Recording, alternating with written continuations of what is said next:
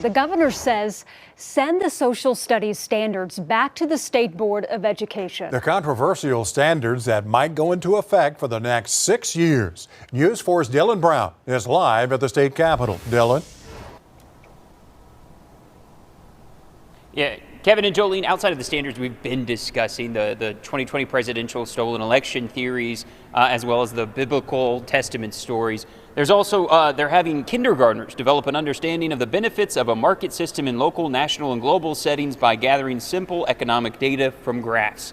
So, State School Board member Ryan Dethridge was sitting behind me at the governor's presser today. He's still urging lawmakers to send those standards back. And then you've got a board member, and I don't mean to put him on the spot, that is here today at this presser. Have you talked to the Republican lawmakers and told them, hey, let's rethink this, let's look back at it? The standards themselves, the legislature, hopefully they'll act on that. State School Board member Ryan Dethridge attending the governor's presser, still pushing for the controversial social studies standards to come back to him.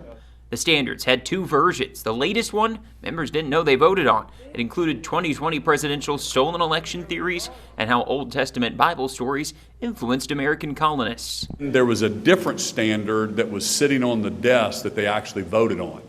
Well, that's very, very odd. But Monday is the final day to act. Democrats sounding the alarm again. So we will waste a year of money and teachers' time and students' time. And now this is our second time calling on Republican leadership to listen to the concerns of everyday Oklahomans. The standards created in part by right-wing think tanks like PragerU's Dennis Prager and the Heritage Foundation. Last week, Republicans made it seem like they will go through, but board members still say they want another look. We would request that the legislature send that back to us for us to further review that. Dethridge meeting with the governor Wednesday. I asked the governor if he can do anything. Hopefully that does go through. Hopefully politics doesn't get in the way and the pro tem will get that done. We should not be spending taxpayer money to fund the propaganda of election deniers or teach their conspiracy theories. If Republicans don't act, they automatically go into effect for the next 6 years. Democrats say it would mean tax dollars spent. The legislature will allocate millions of dollars to provide new social studies textbooks for our schools. And local school districts will also chip in their own local funds for textbooks. As of right now, the Senate Pro Tem suggested they're going into effect. The first mission is going to take effect.